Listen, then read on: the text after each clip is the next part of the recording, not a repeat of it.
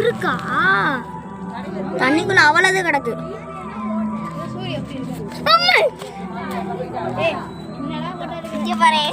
நான் யூடியூப்ல வீடியோ போட போறேன்.